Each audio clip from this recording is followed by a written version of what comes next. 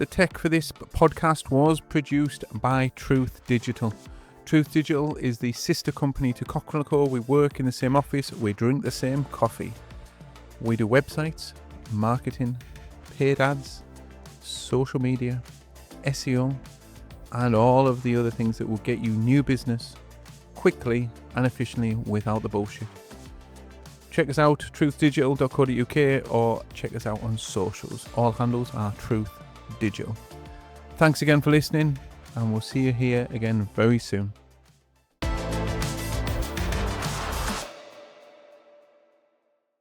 Welcome, Jack and Harry, to the UK Flooring Podcast. First of all, Jack, what is your backstory? My backstory. So I used to work for a big building contractor. Did a lot of retail sort of work, and when COVID hit, got furloughed. For a first week, it was great. You're getting paid to not be at work, and then after that, you sort of feel like you start to worry that you're not going to get your job back. That was the issue for me. Always had a background in flooring. That's kind of what I did for them. So Was that your first job out of school? it was, yes. So I did an apprenticeship. Right. Apprenticeship with them. It's actually my old man that got me into it. Right. Worked my way sort of through the ranks with them, and then How long were you there? oh god, I was there for when I'm 16. Right. 16 years old. So until I was about 22, I think. Was it 22? Would have been when we started Robert George. So yeah, we're going on sort of 6 years of that company, and great company to work for as well. And then sort of felt the time was right for a change, really. So I put the wheels in motion when I was furloughed. By the time I was sort of back into work, it was the truck was already moving. I love it. And what about you, Harry? To be fair, very similar story. Left school, got straight into flooring. Same company or different company? So sort of subcontracted for the same company, doing whatever work I could, picking up experience where I could. Obviously working with my dad. Yeah. And yeah, same sort of story through COVID. It was Jack wasn't working. I was sort of put as a crucial contractor and sort of continued working. And yeah, from that point, sort of said to Jack, we probably could do this or not by ourselves. And next thing we know, it sort of just snowballed and continued working. So here we are on a podcast. I know. This is history. Now, how long's how is that from COVID ending starting? So it's up 4 years. Has it been going? Probably, I'd say, well, COVID was 2020, I think. Yeah, I mean, we did have a period of time when there was an overlap with COVID and lockdown from when we started the company, because I mean that went on for a couple of years, didn't it, really? So there was a period. It was like right at the start, pretty much, when Yeah.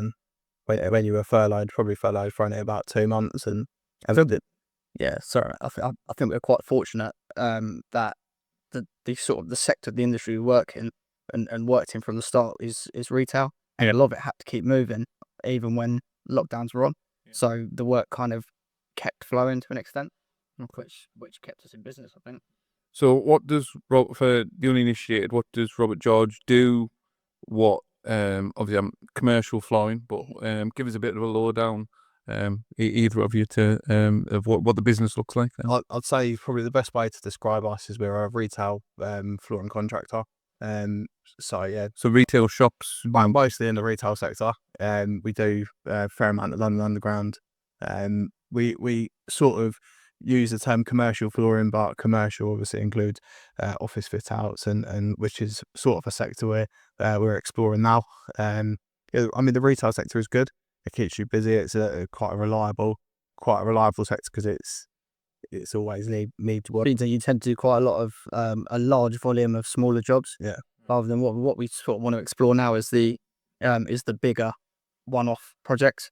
So that we can have the sort of bread and butter work, which is that maintenance style work, and then venture into sort of other avenues, which could be your large format residential or commercial style projects. So is it like I don't know, like body shop and boots? I don't know why I've gone for cosmetics, but that type of shops, is that what we're talking about? We're talking your supermarket supermarket. shit. Okay, Yeah. so doing sections in a Yeah. Tesco store and Yeah, correct. Yeah, so it could be anything from sales floor works. So quite often you get your terrazzo flooring in your extras, your superstores. you could have a mix and match of pretty much anything from vinyl, LVT, on the or ceramics on the sales floor of the express stores. Yeah. And then back of house, it could be anything. You got vinyl, resin, carpet tiling. There's a wide range of what you got back of house as well. So Some part of this shift work is like, is it through the night? I'm not doing no, not anymore. Not anymore. It's more office space, but yeah, a lot of the work is out of hours.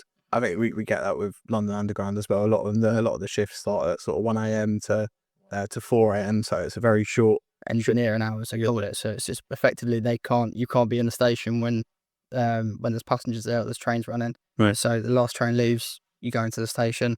First train comes at 5 a.m. You got to be out, clear. Everything's out of the way. So you're basically doing a 4 hour shift, which the boys love it, but Yeah. it makes the jobs very, very difficult operationally. So when you first started, were you guys on the tools to start with? Or were you gone straight into subbing? Or when you first set out, what did that look like? Or what was the first job? Can you remember what the first job was? I think it was in job, wasn't it? It was Amazon Weybridge. I think that was the first one. potentially, yeah. Officially, I think that was the first one. Amazon Weybridge, I think, was the first ever project we worked on for a main contractor, and it was a fairly small job, but yeah, that feels like years. The longest thing it is like 6 years ago. Well, you were 6 years as well. No. You see, say that. You're still not on site. Yeah, I've steered far clear from that. But yeah, I mean, Harry sort of started on the tools. Yeah. I did an apprenticeship on the tools, but I kind of knew when I was doing the apprenticeship, I wanted to get more sort of office based and do the sort of the more white collar side of the business. Was pretty much running everything behind the scenes for the first sort of couple of years, and then Harry was sort of working on the tools. We had a couple of other lads on the tools with him. And then as time went on, I became sort of overrun with the amount of work going on behind the scenes. And rather than getting other people in, Harry stays on the tools. We kind of needed that, someone else he's a 50% shareholder in the business. So he needs to be the one that works on this side of it as well. What was I going to ask there? Approximately, don't give your secrets away, but if you're working a 4-hour shift in the London Underground, which I'm assuming is not an easy place to get to and get geared to, what's the, I hate this, going rate for a 4-hour shift in the Underground? Like, approximately, because it's not the same as... It's higher than if you was to be doing the sort of retail. I wouldn't particularly describe it as higher. I would say more in terms of, because logistically you can't do what you would be able to achieve in an 8-hour shift. So do you need more men, or do you just do it slower? It depends. It depends what they're trying to give or trying to allow you to have. But I think the main thing is we don't necessarily get paid more per shift, but because you do less per shift, technically the job works out. Job will be more bigger as such. So it's good in both ways. But ideally, when you, for example, if you do like the depot work, that's all day work. It's all easy. So the prices do reflect that. And here it's just normal rates. It's not like you go, oh, this is a massive company, you're going to charge extra. The rates stay the same. It's sort of across the board. As an example, one of the things we do is resin flooring, and it was an MMA system that we quoted for it, a particular station, Temple Station, and the price of the job worked out to be approximately 6 times or 7 times what it would have been if you was doing the same job in a Tesco, for example. Yeah. Because you have to, the way the system's layered, you have your primer coat, floor patch if you need to do any floor repairs, and then your screed coat, scatter, sealer, and everything needs to be completed and dry, cured before passengers come in. How do you get over to got a 4-hour drying time? It hasn't. So MMA, so you got different, depending on the system you use. So MMA is a very fast cure resin. Yeah. So you sort of 1 hour to about a full chemical cure on Right. that. So Got in walking time on outside about 15 minutes. So yeah, 20 times doing a 5-layer system. It's the full drying time is probably just over an hour technically for each layer. So okay. So it's a different product, but yeah, that's what I thought. It was 6. I'd imagine it would be 6 times about it. It's just because of the amount of time it's that you could do. Where you might be able to do 100 square meters in a day, on in a normal area on an 8-hour shift, you might only get 15-20 square meters If that, there. But and yeah, some substations are different. So That's what I found when I worked in central London. We did residential, but we could do a big job, residential 3 floors, something like that. And if it was up here, it would take us 2 weeks, in and out, done, bosh, no problem. The same job in central London would take 6 months over, like not total. that's because But of traffic there, not the. Well, it would be everything from projected subfloor prep that Yeah. got delayed, then roofs coming off, or just delays because it was London, and it was very frustrating because you would price it somewhere between of like, well, it's going to be more expensive, but it's not going to take us 6 months. But then it would take us 6 months, not more, because we kept going backwards and forwards. Because then snagging wouldn't be for like another 2 months, and we wouldn't get even. We'd have to go back and take all the floor coverings up, and then we'd find scratches, and there'd always be something that was thrown into the mix that we just couldn't. This is the problem. This is kind of our why we were a little bit more sort of apprehensive about if we ever wanted to get into the residential sectors, because you're so reliant on other contractors as well. And when the projects can last for years, sometimes your floor could go down. As you say, you protect it, but who's to say that someone's not pulled it up and they've damaged it, or they've dragged something across it, the floor protection hasn't done its job, and then you're going back getting snagged on things that instantly I think that's where we're very used to our sector. So last year, I think we delivered it was just over 800 different jobs, and in that time, most of those jobs were probably no more than sort of 2 days, 3 days. But then you had longer projects that were up to sort of 2 weeks. And the main thing is the results were, after your 2 weeks were done, they were handing that project back to their client. Right. So if anything needed to be changed, it was then and there, and then the job's done, and then you move on to the next one. So there wasn't necessarily, we weren't always waiting for stuff. It was just sort of, seems we're very fast paced industry. yeah, that's probably the best way to say it. Yeah, very fast paced. I think that's what I found. If you're really good at one thing and then trying to go into something different, it's quite a difficult transition. I mean, if you guys start knocking out residential carpet jobs for Mrs. Jones, you'd be like, "What's this? Like, we'll get paid straight away." What do you mean? There's a chair in the way, So when I say residential, I'll sort of differentiate residential and domestic. So we wouldn't ever touch the domestic side, whenever in someone's house, but it'd be the new build housing estates. Or sky rise flats where they're doing every floor all in one go. We've sort of been quite interested for a long time in getting into that sector, but a lot of people say about the margins, the difficulties of working on those kinds of projects. And I think we're only young still, so we haven't got a massive amount of experience in the industry. With our current experience, I don't think we would be able to do it, and we'd need to bring someone in to be able to kind of lead the way on something like that. I think it's interesting, like the underground work and this other stuff. I think a lot of flooring contractors will be completely out the depth, so as opposed to doing which is what we do always come back to. And it's quite easy to say, you've got this project going on for the next 4 months, and that's saying where the lad's going to be, and people go, that's quite a safe place to be. Whereas weirdly enough, we feel more comfortable in that 4 months delivering 200 jobs at all different areas, and dad's going to one site and then the other, and just getting the work done like that. For some reason, it just feels a lot more comfortable and original for us. Yeah. What's very different in our business in comparison to quite a lot of probably mainly a lot of the larger flooring contractors out there. So they might know at the end of 1 year, the end of 2026, they're going to know what they've got for almost the whole of 2027. Whereas we probably will only know what we've got for January and February at that point. And then in January, then they might go, everything comes out for the rest of Feb and then March and so on. So it's very, very, you don't tend to get a lot of notice on a lot of these projects.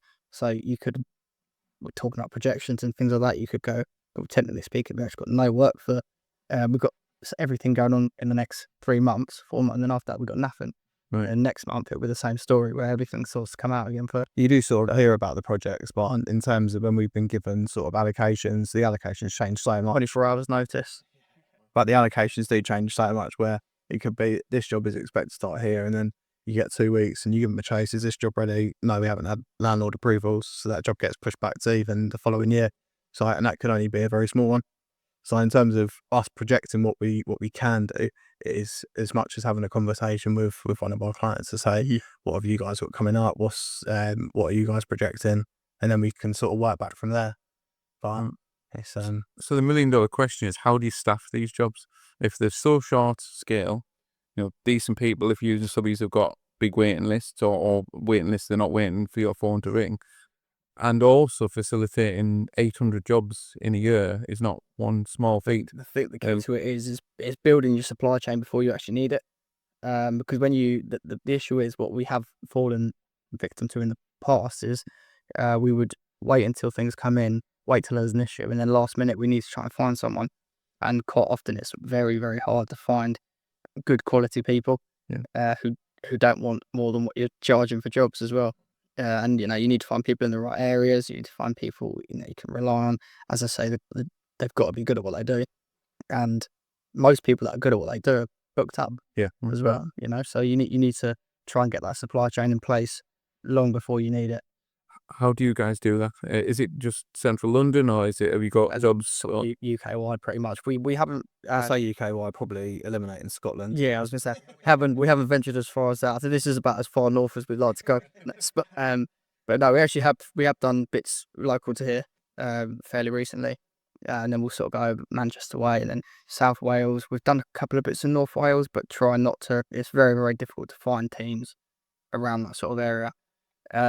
Is it literally bashing the phones, just ringing round, speaking? I mean, we haven't got a list of contractors around sort of the UK that we know really well, who we don't regularly use because obviously the work isn't in their area. So we do have a long list of people that we know. We've sort of built that over the last 3 years, and then as it sort of snowballed a bit more, then we've had to sort of move faster with that.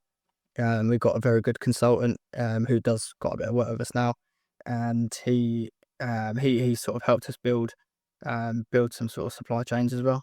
Okay. I had a good question. I can't remember what it was. How many live sites do you normally have on a sort of 5-day, 7-day? It depends on. Or how many live sites have you got today? Probably about anywhere between 5 and 10 in a day.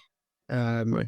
But they could be very small jobs, or some of them could be. I mean, the biggest job we've done at the moment is only about £250,000, which is a good sized job. But when you've got some of the flooring contractors who are doing jobs that last 6 months or a year, so it's that would be our biggest job to date. And then we've had a fair few 6-figure ones, but then most of them are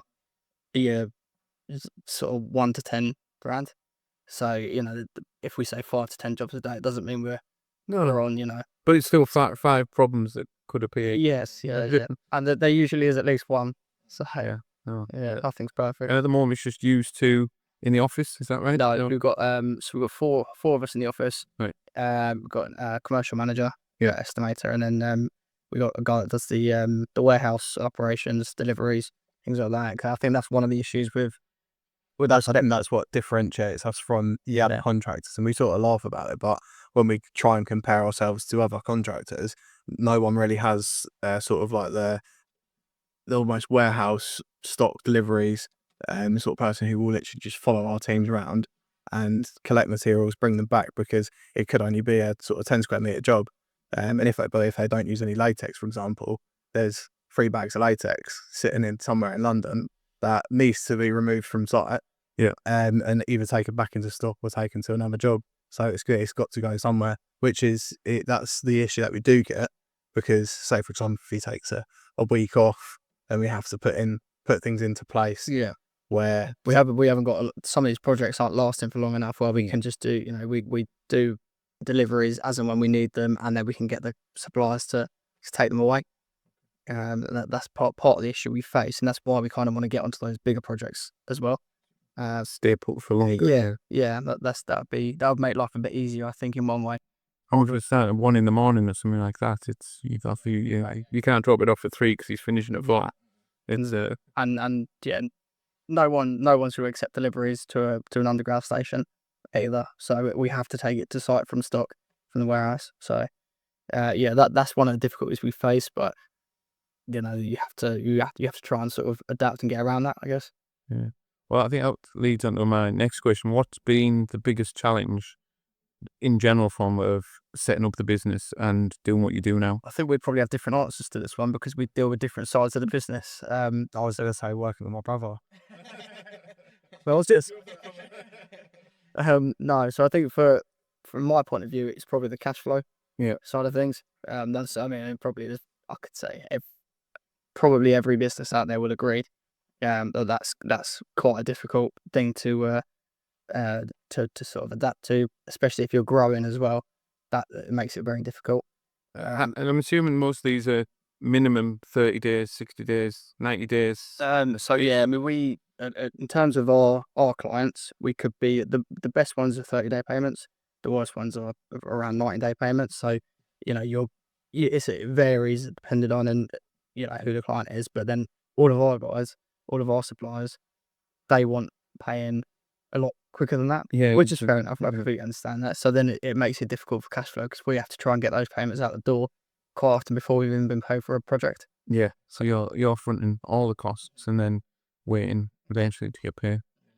And is there any tips or tricks for anyone else that's suffering from that you found that works, or is it just sheer perseverance? So we took on a fostering company a couple of years back, and it's got its benefits and it's definitely got its downfalls as well. Of course, they're taking a fee, so your margins might have to be slightly higher to cover that fee, and then you could end up losing work because your margin might be slightly higher than the next company, and your prices in turn slightly higher than the next company.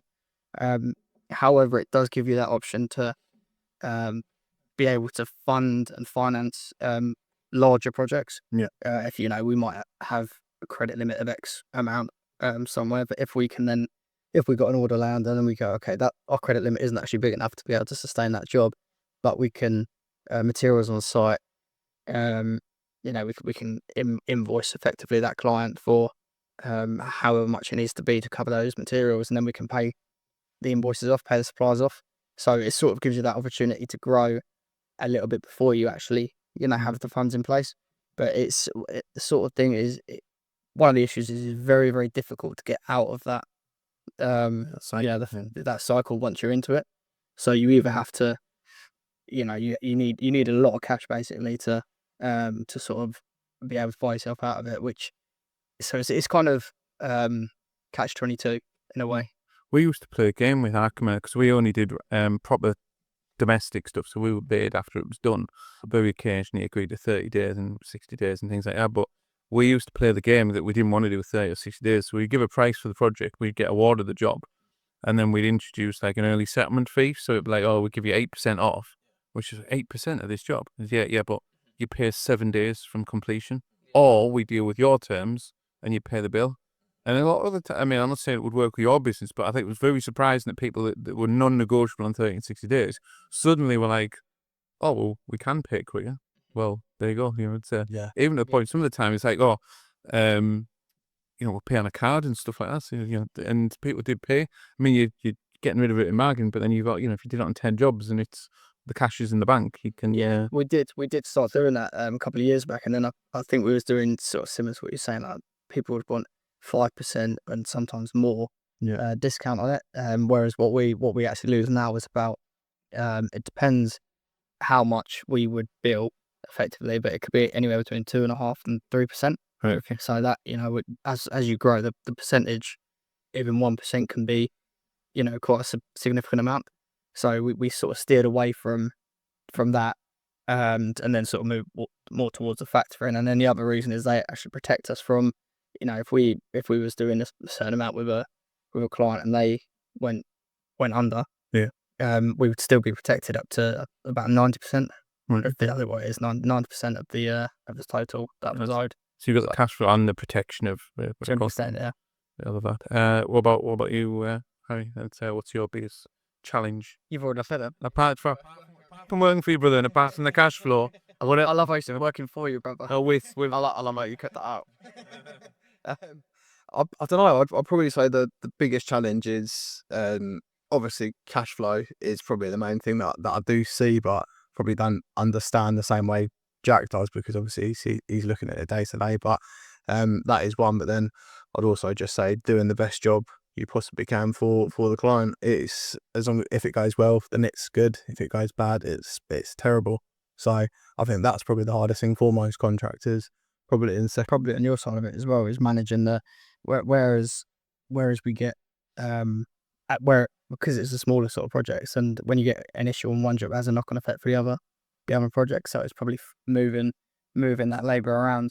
Not necessarily just that, but I think that is the main thing. If things go well, you don't normally hear anything, but you always do hear about the bad stuff you've done, and sometimes people do get remembered for the bad stuff, and it does linger over. But I'm not saying it happens a lot, but when it does, it's painful, especially if you've had quite a good, let's say, couple of years, and then you do a bad job or something goes wrong with a guy doesn't turn up to site, which a lot of people experience, and it is very, very frustrating because it's completely out of your control, isn't it? It's not an example actually. So say if you was doing you did 10 jobs and there was an issue on one project. It's quite common, everyone gets issues, and then the following year you did 100 and then you had issues on 10. If you was doing it all for the same client, they would think, everything's getting worse because there's more jobs with issues. But the truth is there's no difference between one issue on 10 jobs or 10 issues on 100 jobs. And I think we did start to get that issue with a particular client, and we was doing so much. I think at the time we were the only flooring contractor, or one of the only flooring contractors that were working for them. We were getting sort of bulk of their work, and then the more you do, you're going to get, and in terms of numbers, there's going to be more issues. So I think that was sort of looked at quite badly. Yeah, I think if you've got more people talking about your name, then it's the worst possible thing. Because if you have, especially if it happened with on 10 jobs with 10 separate people, if it was 10 different jobs with the same person, but they were delivering 100 of your jobs, they wouldn't really think anything of it. But I think people, if it's that is an issue that you deal with, is maintaining standards. Yeah, but we're lucky. I think now I can say we're in a place where we've got a very, very good, strong core out on site, and sort of not letting people ruin that reputation. We're quite now hot on the reputation that this is the most important thing, and without not just us, but everyone working around us as well as they do reflects on them, therefore us. So, and as well as we do, obviously reflects on them. So I'm assuming you've both been trained on the tools as well in that environment. I'm assuming there's been some points where you've just went like, fuck it, we'll go and sort this problem out, and jumping in. I think more at the start it was more like that, and that was quite a hard thing for me to come off the tools. You know how good he had it. I think the transition was, but like a physical one was, in order for me to stop doing that, going, I'll just go and sort it out. I had to get rid of the van. Yeah, because the whole conversation was Jack sort of said, you need to get rid of the van, because all you're going to do is say, oh, I can do that. And then I end up working X amount of hours more than I should be doing, because it's no good to the office staff, because the time's taken up elsewhere and the energy's taken up elsewhere. I think that's actually a really good point. Really well answered, because there's so many people that listen to this podcast and that they just like can't get off the tools. But I think if you force yourself into a corner, like sell your van and literally make a decision, and I've said this on the podcast before about it is just a decision, because people are in this mindset, I can't get off the tools. Well, you can. If you chopped your arms off tomorrow, you're not going to be on the tools. So what happens now? Do you wrap your business up, or do you find a solution? And most people will probably find a solution. But until you've chopped your arms off, i.e. you sell your van, you don't think of that solution. But people sit in this circle of, I'm going to get off the tools the next 2-3 years. But if you just stop, you will find, but people aren't willing to find that solution. I think even it's almost like the whole cold turkey experiment, and it is literally just the fact of not saying, I'm going to cut my days down for the week, I'm going to do 3 days on site, because that 3 days, if the job runs over, or if you get an issue somewhere else, very quickly can turn into 6 days or 7 days that week, and you're just working flat out, just trying to get it done, because that's what people think, that's what you have to do. It's a very difficult decision to make, but it has got to be one or the other. Yeah, because you'll end up, as Harry's put there as well, is you do extra days here, and then that's taking away a day that you can do something else, and then as a result of that, you've got a backlog of work that you need to do at the other end, and then that's going to cut down what you can do on site, and at some point it's going to cause an issue for a client, which is then going to cause an issue for yourself. Yeah. And that also brings you back to the issue that I said is reliability, and that's probably where people struggle to get off the tools, because they can't just go, I'm going to get John to fit on my floors for me, because it's not going to happen like that. It's quite a long process. Of the traditional way to do it, I think, is sort of the dancer fitter brings on his son takes over the flooring company and goes from there. It's a very traditional way. Yeah. Or you look at it the way we've done it, and our dad got us into flooring but had nothing necessarily to do with the business, and me and Jack sort of went off on ourselves, and it's just snowballed from there. Yeah. I think we've got a lot to thank him for actually getting us into the industry, though. Yeah. There's a lot of dads that just won't leave it alone as well. You know, like literally won't let you get on with it. And we actually got to a point, because he used to sort of oversee the work. Obviously, he wanted all the work to go right, so he suffered from that massively. If he had to be there in order for it to go right, and it got to a point, even when we first started the company, I said, like, don't want you near the work, because we need to do the work. That's how it's got to be. That's how you learn. That's how you can sort of progress in yourself. Force yourself in that corner and do it. Yeah. What's the best way you guys have found to get new commercial customers, brand new ones that have not come from existing relationships? What have you found that work? Unfortunately, word of mouth. Yeah, I mean, this is actually quite a new thing that we're venturing into now. The reason we took on this new commercial manager is because we wanted him to bring in this sort of new customer and stuff that we don't know how to go after, with the likes of the larger commercial projects or residential projects, or all Sort of tier one contractors. Yeah, and it's never something that we knew how to get into. I mean, up to now, it's been, all of us has been quite the same in the same sector. So then we've worked for one contractor, and then everyone knows this, all very sort of everyone knows everyone in this sector. So you do one project with someone, do a good job, and then you find out who the person is, the project manager, the contracts manager at another company, who are doing the same stuff, and then you would go on and end up doing one job for them, and then that snowballs, and you get more with them, and it kind of, we've now got just in the supermarket sector, we've got about 6 different clients that all do the same thing. No, it's a really good answer. So we found ourselves here at Cochrane & Co exactly the same position, where we organised the events and the sales were responsible by me and Sarah. Sarah maxed out completely. I had some time, not timelines, but time to do sales and do events. But we then looked at it as a bigger picture. What's the bottleneck? Well, we need someone just to take that responsibility, or 2 people. So that's why we recruited Rick and Rebecca. So then that removed us, but brings someone in that just concentrates on the sales.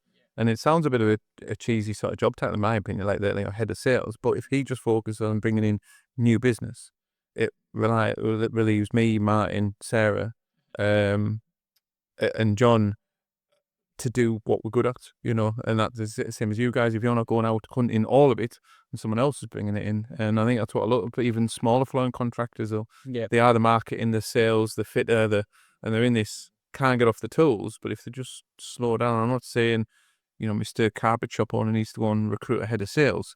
But if someone else was responsible for bringing in it, and you can obviously subcontract that first, you can outsource it, and then bring someone in. It doesn't have to be all in, but I think it definitely depends on what you want, because there's always well and good, like a contractor saying, I want more money, I want to scale my company.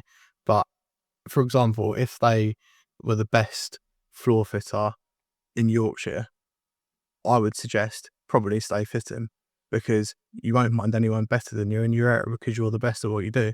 So you be the best at what you do and put your prices higher, work for more money. That's what you should do.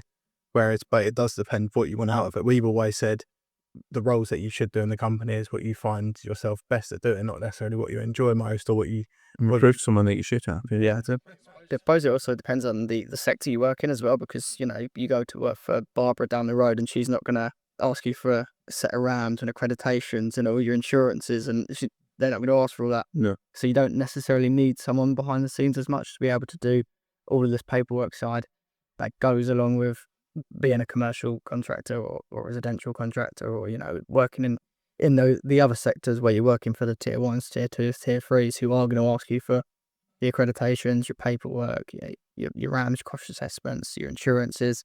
Is a list longer than my arm of the things that they ask you for. You've got the hoops you have to jump through is difficult. So But I mean, it is that question of what you really want out of it. What is it? What you want? Most people, just say I want to be a massive flooring contractor, but then the idea is like they just want financial benefits, not necessarily freedom or anything else, because it's definitely not freedom. Running them company, no matter what company it is or what industry. If you're running your company, that's your job. It's still a very stressful job.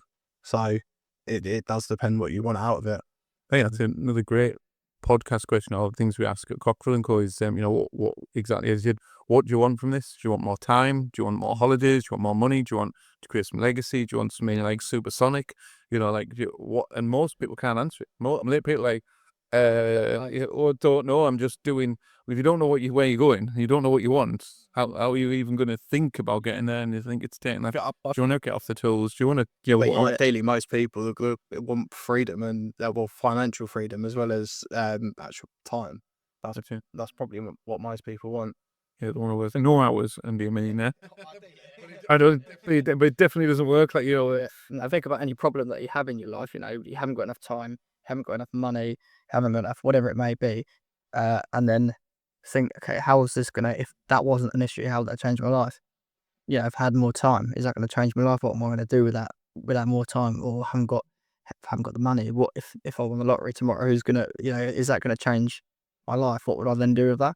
Yeah. And a lot of people don't know what the answer is to it. Everyone's chasing something that isn't. They don't know what you're chasing, yeah. They don't know where it's going.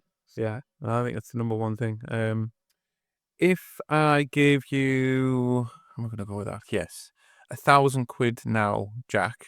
Yeah. And you've got to spend it by 5 o'clock. What are you going to spend it on? I would have spent it by 2 o'clock, I think. What are you spending on? Business or person, doesn't matter. It's a good question because I don't know. I probably It's got to be gone by 5 o'clock. Yeah, well, we're going on holiday in a couple of weeks. Actually, me, Harry, and both our partners. So I think I'd probably put it towards that holiday.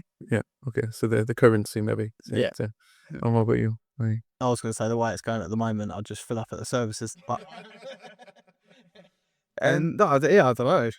Probably the same. Probably put it into we'd have as in both of us would get the £1,000. Yeah, you get £1,000. So I just put it into the holiday. Or take it home and Mrs. be take it. I mean, what got? Take it on by 5 o'clock and it'll be gone. Yeah. Good answer. If you could employ different answers from both of you, who would you employ in the business, dead or alive, if you could have anyone in the world at all? That's a very difficult question. I watch a lot of these podcasts and things like that where there's these super, CEOs of people that have done business to very, very high standard. But then I'll feel that I know who you're going to say. Who do you think I'm going to say? Samuel Leeds? Oh, no. No. No, I think it's actually the way that things are going now. I think somebody like Stephen Bartlett, the director CEO, because of he's young, still young. Yeah, obviously done incredibly well for himself. But his stuff is very, very focused on technology and AI and the way that sort of integrates into businesses. And I think the way of things going, that's the way that this industry as well needs to go to be able to be successful in years to come. I 100% agree with that. So let's go. We've got Bartlett, and who else have we got? Probably Elon Musk. That'll be a good team. But I was going to say, definitely be able to invest money. Just as a private investor. Yeah, I think you definitely get some floors fitted with them two on the team. Harry, what's the least favourite part of your current role at Robert George? I wouldn't say it's necessarily a part, but actually, I don't really know. What do you despise doing?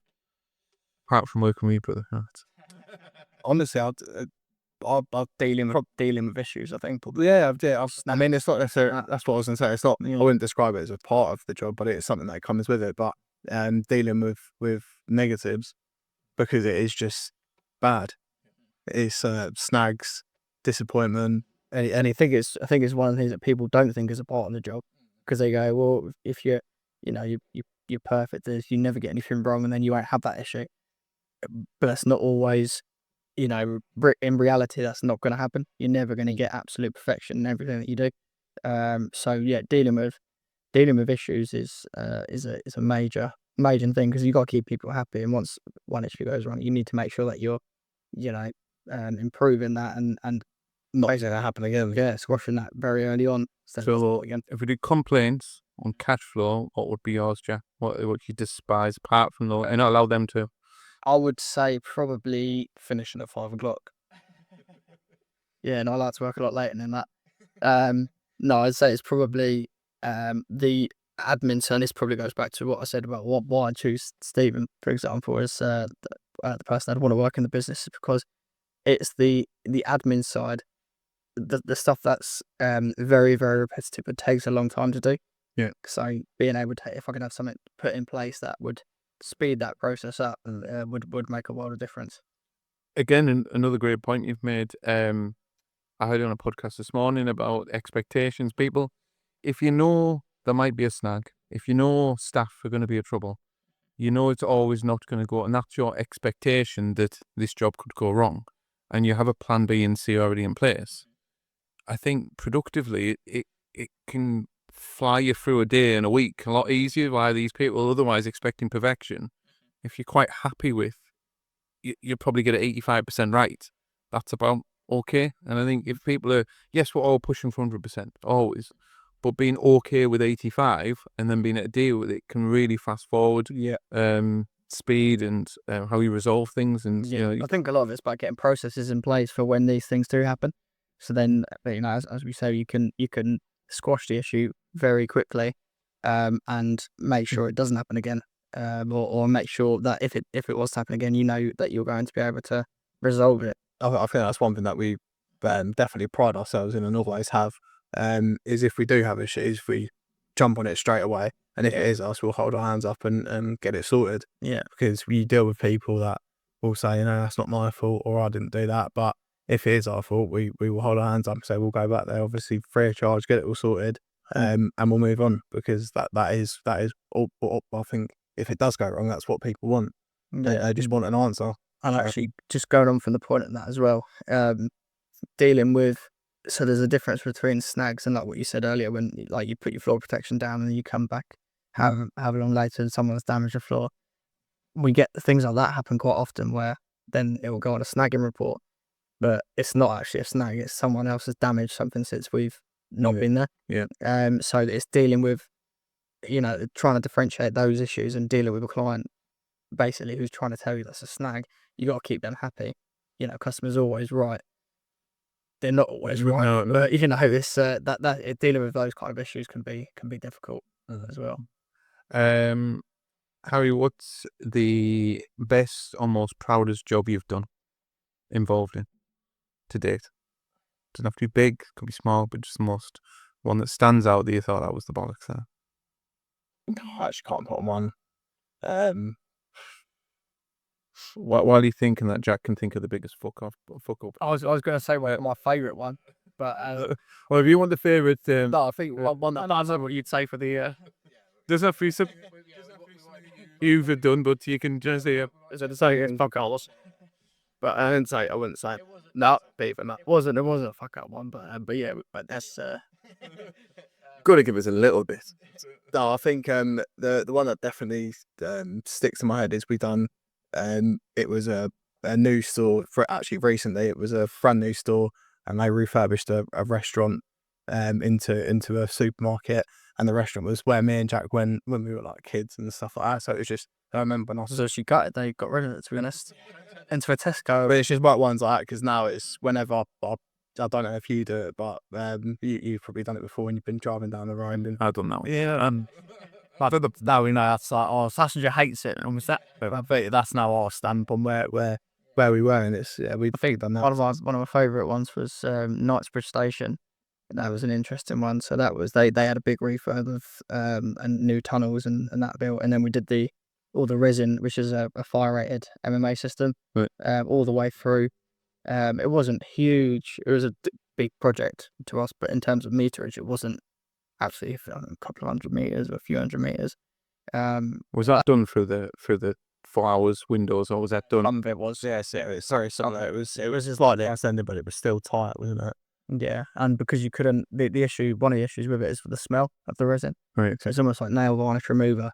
So, you know, it's very strong. And then when people smell something like that, especially in a station environment, they go, what's going on with this? Yeah. So yeah, you have to be very careful about the timings. You can't do anything that's involving that. Prep work's fine, but engineering hours for anything that's going to cause any smell or issue to passengers, basically.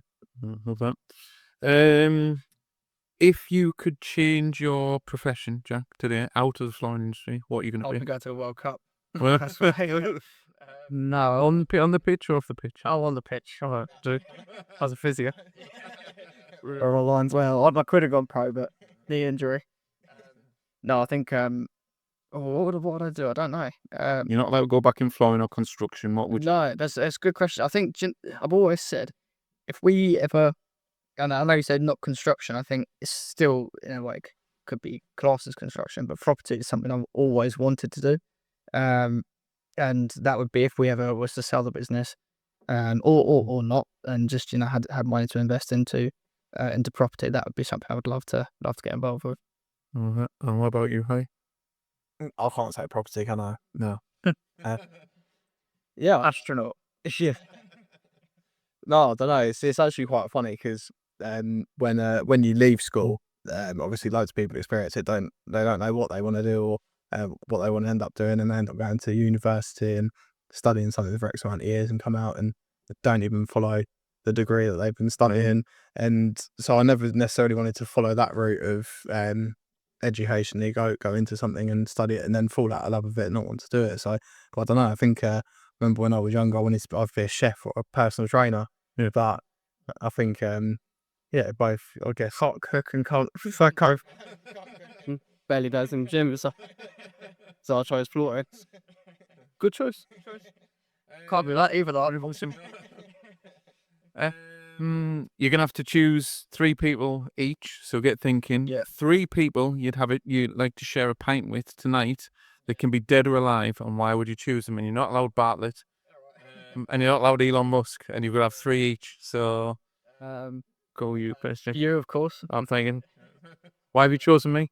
No, because you're just a great guy. Oh, thank you. So, and you're here already, so it's saved on Uber. save on the diesel, yeah.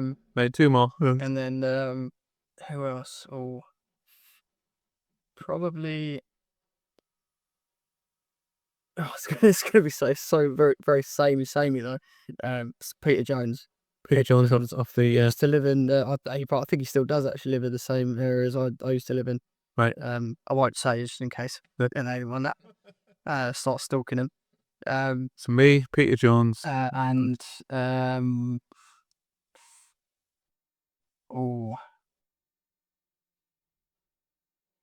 granddad. Yeah. My granddad. So he passed away, unfortunately, about was it a year? I think it might have been the year before we started the company. And he actually had a similar sort of business to what we had. Did a lot of Tesco work. He scaled it to a good size. Back then, I think he was into the low millions in terms of turnover. Back in the 60s, which is about $1 billion now, I think. But no, he's he did very, very well for himself, and I've always wanted to be able to just ask what, you know, when you had this issue, if you had this issue, when you had it, what was it, and, you know, how did you manage to get around it? Yeah. My mum always says that if he was still alive today, he would absolutely drive you around a bend, because he would be saying, "Oh, you've got to do it like this. You've got to do it like this," and then we'd just be like, you know, falling out with him. But no, that'd be one of the people in particular I'd really, really want to speak to about where we're at, what we're doing, and I'd love for him to be able to see how far we've come now. So. Great choice. Harry? Can't say you. I'll be taking Zoe. I'll say Martin then. There's only about another 7.9 billion people. Yeah, you can't see everyone. We're dragging the barrel, me and mine. Let's say Martin. Net line up there. Tyson Fury. And let's go Maradona. Oh, I wanted to, but I mean, at least it'd be a good party. Oh, right. 2 more questions. Big questions now. 5 years time. Where do you see yourself? I would like to. Probably still be involved with the business, but sold some, if not all, of my shareholding. So we have other people involved, and then I've got other investments outside of this industry, or outside the sector. So that's where I would like to be in 5 years' time. Love it. What about you? Are you in the same? Yeah, I don't know. It's quite a hard question. I think just whatever I'm doing to be doing a very good job of it, I guess. So I'm not really too sure where I'll see myself in 5 years, but being more financially stable than we are currently, and just a better position overall. So however that looks. Okay, fine. And the last question, the big question. Yeah. What currently holds you back, Jack? Fear of failure. Why is that? Because I think how we are at the moment is, business is going well, but where we have, you get personal guarantees in place and things like that, if we was to go bust, it would have an effect on us personally. So it's that fear that constantly lives with us, or lives with myself, in terms of it can probably hinder growth. Does it hinder your growth? I think it probably does, to an extent. We don't get me wrong, I've had this fear from the point we started, still now. It was. I think it's one of those things that doesn't go away. I don't think you wouldn't be running your own business if you thought at any point it could be sort of taken away from you for any reason. I think you have to have that maybe not fear it as much, but just be aware of it. If you can change your mindset from being fearful to just being aware that this can happen, and figuring out ways to get around it, that would probably be, and I don't know the answer to how to change that mindset, unfortunately. Well, it's a good mindset to have.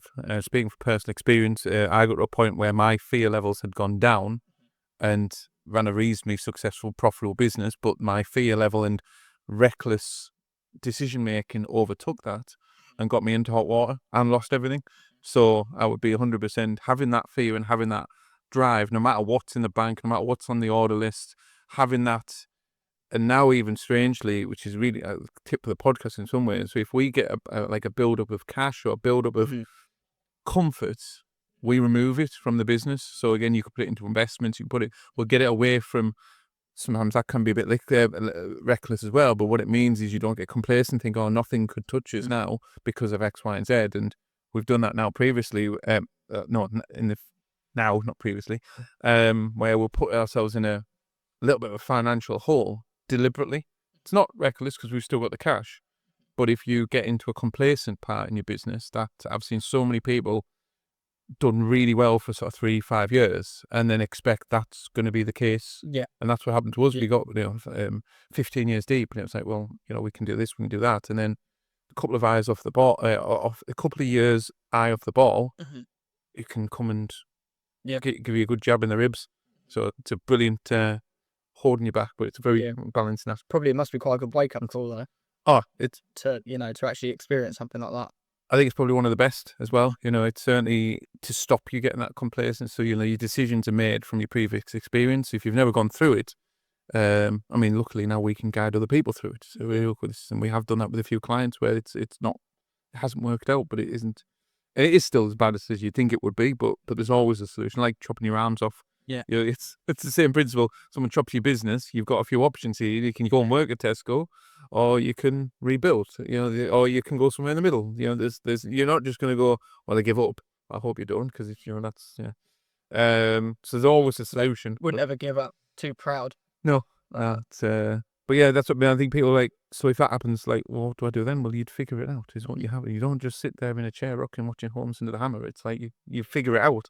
So, Harry, what about you? Well, I think a similar thing, awareness of the negatives if we weren't to succeed. But then at the same time, like most people, unfortunately, it's probably a bit cliche, but there isn't actually anything holding me or us back, realistically.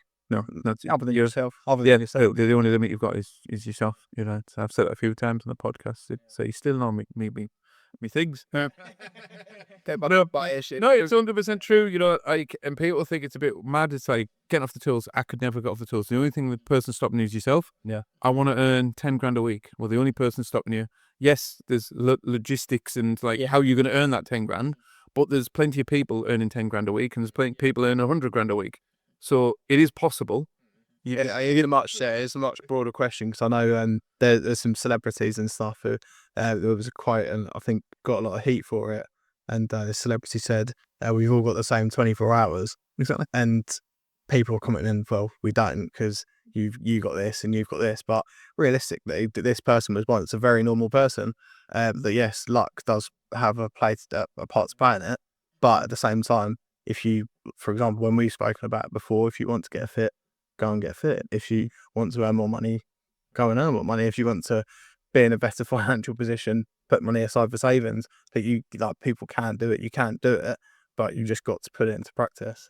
Put the work in it and play a slightly longer game. You know, it's I want to be a celebrity. Well, you can be a celebrity.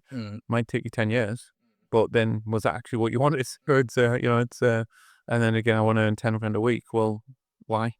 What? There's got to be a bigger why behind the 10 grand. The 10 grand is not going to get you anywhere. It's the actual why. Well, it could be something deep rooted that you want to do, some kids or family or investment or, what you can do with it. And if there isn't a why, it becomes more difficult rather than just a number. Oh, that sounds good. Because as you said, with bigger things, bigger problems, are you willing to have bigger problems for that or not really? No. Well, so anyway. Sort of people say I'd love to win the lottery. And realistically, if they won the lottery, they're probably the worst thing that ever happened to them because most people don't know what to do with it. Yeah. And if you won, especially if you won really big, you'd go, "Oh, I'm going to quit my job. I'm going to go around, sit on a beach every day." After about 6 weeks, that'd be boring. You won't want to do that anymore, and you go around. No wishes last actually, but shit now. Yeah, you got everything that you thought you wanted, but now you actually got nothing.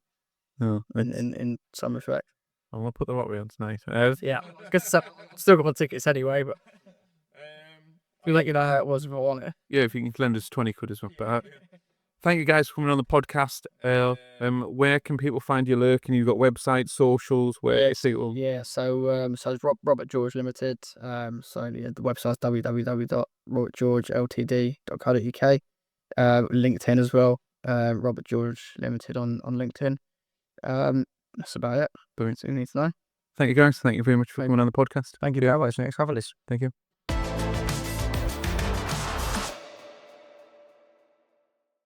The sponsor for this show is us.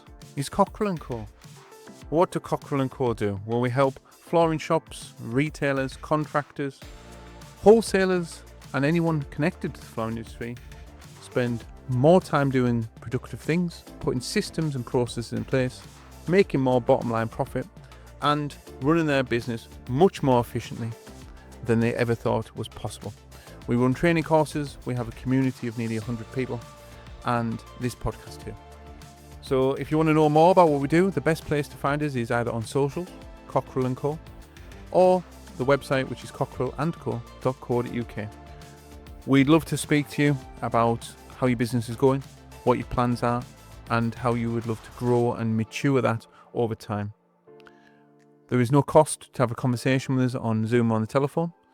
We now have a fantastic senior leadership team who can help you with 99.9% problems, and if we can't help you, we will find someone that can. So no matter what flooring business you've got, what help you would need, you just need to ask. That is all.